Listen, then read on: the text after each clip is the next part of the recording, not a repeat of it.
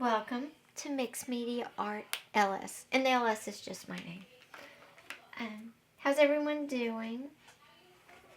I'm so excited about the new channel. So, as you can see, I've got this painting. I drew the background on it, and I'm trying to find a color I like. But the paint I'm using right now is not thick enough. So I'm going to Dallas tomorrow, and I'll run to the art store, and I will get some good paint, and it's acrylic paint.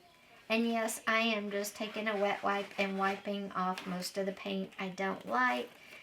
This is an underpainting. The orange is an underpainting, and it's Soho neon acrylic, and it helps you get true value on your colors. And it also makes it where if you put a coat of acrylic paint down that you don't like, you can just really wipe it off, because I don't know if y'all know, but when acrylic paint dries, it's almost like plastic. So that color didn't work. The color might have if it'd been a better paint, a thicker paint. So what I'm gonna do is, when I go to my doctor's appointment tomorrow, I love this. This is very expensive though. Oh, hold on. Okay, sorry. I think I will run over to the paint store because I've got to get another pad of paper to paint on. And I have the Liquid Tex basic acrylics. I think I'm going to see about getting a brown or a burnt sienna, burnt umber in a heavy body acrylic from Liquid Tex. Because I'm telling you all the time, I paint with Deco art paints. I love them, but sometimes they are too thin. And that's when I like a good heavy body paint. And most of the paints I paint with are not. This is an intense color, excellent coverage acrylic titanium white from Hobby Lobby. This thing is almost painting with impasto. This stuff is amazing, but their brown is not like this. I don't know why the white's special. So I think I will try heavy body acrylic Liquid Tex and see how that works. I might also get a heavy body golden and see how that works. So this painting is going to wait, but that's okay because there are a lot of other paintings. I've got this one going, which I love to paint nature. So always happy to paint nature.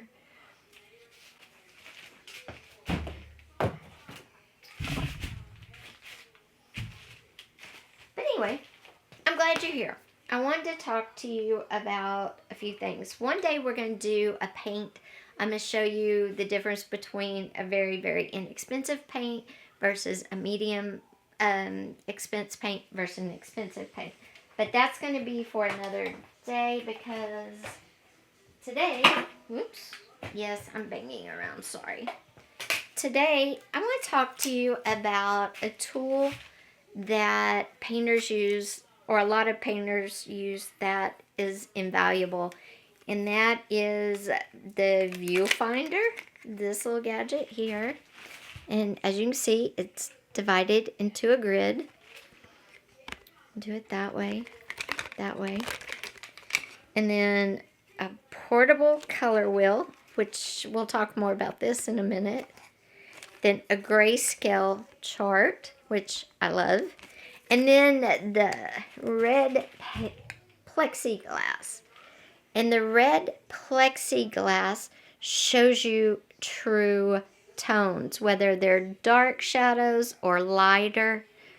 See, it's darker, it's medium under here, it's very dark here, and it's real light here. So that would help you when you're painting to know to tone your paints for a light, a medium, and a dark. Now, what in the heck am I talking about? Well, I'm going to tell you. Okay, we're talking about color first, and we're just going to go over some terms that will help you understand when you watch an artist and they say something and you're like, wait, what? Like, I'm telling you tone, the different depths of tone, the different darknesses, the medium tone, the light tone, the dark tone. But first, let's start from the beginning, and this is the color wheel. I have 2 of them. I got them off Amazon. I'll link them down below. If you're interested, great. If you're not, that's fine. If you don't know how to mix paints and what the basics, this little wheel will help you, and I'll show you in just a minute. First, color. What is color? It's an element of art when light hits an object and the light bounces back to your eye and you see the color. Hue. What is hue? It's a synonym for color. Hue and color, same thing. Intensity. The brightness or dullness. Value. How light or dark something is. Intensity is the brightness or the dullness. Value is how light or dark it is. Tint is color mixed with white. Tone is color mixed with gray. And shade is color mixed with black.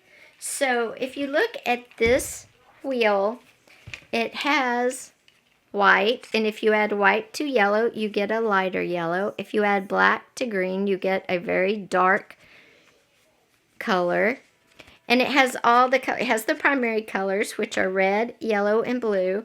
And then it has all the colors on the outside that you get when you mix red, yellow, and blue. You get the secondary colors. And then when you add these colors to the secondary colors, you get more colors. So what is a secondary color?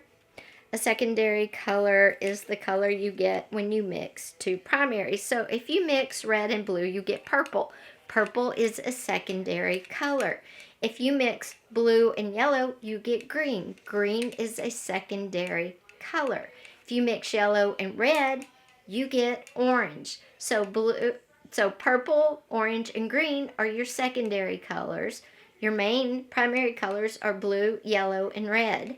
And then you have the variations of those colors like red, orange. Well, red, orange comes when you add red to orange, you get red, orange. And these wheels will really help you with that, especially if you're an acrylic painter and you just buy colors and then you're starting to dabble maybe in other mediums like oil paints, oil sticks, where you're blending and mixing together 2 different colors and you want to learn more about colors. This will help you. I've also got a couple of books that I will recommend in the video more about paint. But in the beginning, this is so easy. It flips around and it keeps it simple, which is, as beginners, I think we all need it simple, right? So these are great. I love them. I also have this little to-go one on my little thing that I take with me when I go out plein air painting. Love this. It's basically the same thing. It reminds you, if you forget, what are what are tertiary colors, and that's 1 primary and 1 secondary color mixed together, like a red and an orange, and you get red, orange. Then it talks about warm colors, aggressive, red, orange, and yellows. Cool, greens, blues, and purples. Neutral grays is a combination of black and white. Intensity or chroma, the brightness or dullness, same thing. So this little card, you can take it, and if you don't know how to mix something, or if you're out, say, and you're with artists and somebody says something you don't know, it's probably on this little card right here. So it's like a little cheat card. What I really like, though, is the grayscale. The little red plexiglass piece here. So I can tell how dark, how intense is that shadow versus how light is the light. And then what is this? What is this thing right here? And this thing right here helps you in the laws of thirds. And in the laws of thirds, it says to get, if you see something in nature and you want to get it in the right proportion on a smaller canvas, you can take this, which is a grid, and see how the items lay out here, and then you can put it on here in a similar fashion, from going from life size to this size. So it helps you with proportion and making sure, if you're trying to do an exact replica, that what you're replicating is staying proportional. But this thing, and it comes on this, I love this. I take this everywhere, throw it in my car. You know, if you like to draw what's called urban drawing, there's a group, if you're in East Texas, on Facebook. And urban drawing is whenever you go out anywhere and you just draw what you see.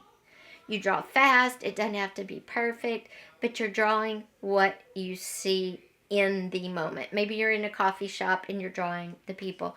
Maybe you're on a walk and you're drawing some trees and bushes or cows or whatever. It's drawing in the moment. Versus if I take a photo, now the photos I draw from are only my own photos. I do that because I go back and forth a lot between where I live in Dallas, and the countryside's very beautiful. So I can't stop because normally I have my dogs, we're going somewhere, blah, blah, blah. So I'll take a photo. I only draw off of my own photos. And the reason I do that is because not only do I have the photo, but I do have the experience of being there in person. But I don't ever draw, I don't use the this too much, the grid too much, because I don't really always want to draw where it's exactly how I saw it. I draw with a version, okay? But anyway, so if you are a beginning artist, or you've been an artist for a long time, but you've always bought paints that are pre-mixed in colors, you're interested in getting more into color theory, using shading more, if you're just growing your artistic journey, these guys are great. I have links down below. I think I'm still an affiliate, not an affiliate, I think I'm still an associate. If I'm not, it doesn't matter. If you want these, go get them. You can, like, copy the link and paste it, and I won't get anything. I don't care. But these are so good if you're expanding your journey.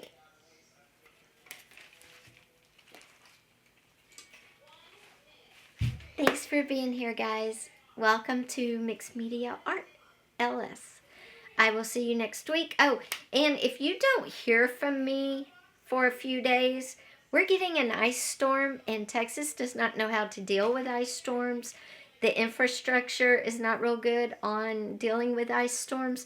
So y'all may get pictures after the fact, but you may not see me for a few days. Hopefully that's all. But anyway, take care. Be safe if you're going to be in the ice storm as well. I will see you Monday, hopefully. Take care.